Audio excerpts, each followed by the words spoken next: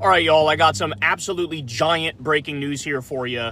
I'm picking up one of the kids at school right now. Unfortunately, I had no other place or time I could make this, but here we are, so we're going to make do with it. But the House just voted 427-1 to release the Epstein files. 427-1.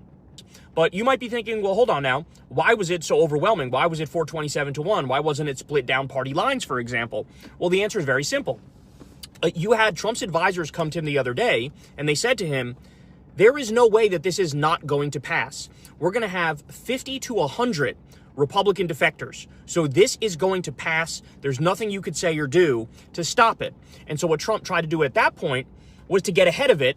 And he comes out and says, you know what? I actually want to release the Epstein files. I've always wanted to release the Epstein files. So everybody should vote for the bill that's going to release the Epstein files. So that was his attempt to save face. Obviously, if he says don't vote for it and then a bunch of Republicans vote for it, it sort of puts a big dent in the perception of him being almighty and all-powerful. And so he tries to get ahead of it. 427-1 was the vote. Now, here's the thing, though, that everybody needs to get. And I understand I'm raining on everybody's parade right now. I understand this is going to make a lot of people upset, but I got to tell you the truth. The fact of the matter is this is all a trick. This is all a trick. So here are the potential ways this unfolds from here. There's also very possible, if not likely, that he actually comes out and says, we are going to allow a vote on it, okay? Because he understands the groundswell of support for releasing the Epstein files and how this is a massive hot button issue. Only 45% of Republican voters like how Trump and Republicans are handling the Epstein files. So there's a tremendous amount of pressure on them.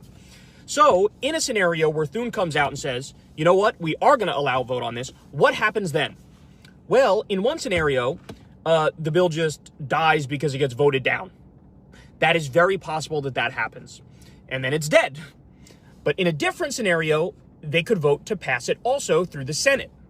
Now, even in that case, I regret to inform you, you're not going to get to see the full unredacted Epstein files. It's not going to happen. And here's why. We already know there was a DOJ whistleblower who came out and said, and James O'Keefe has the literal video of it, they said, look, we're purging all of the stuff about Trump and Republicans from the Epstein files and leaving in the stuff about liberals and Democrats.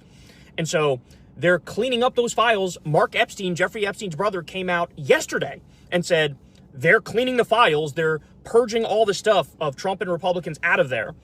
So it's very possible the Senate votes to release it, and then you see a very skewed version of the files that removes everything about Trump and Republicans, which is probably a majority of the stuff that's in there, if I'm being honest with you.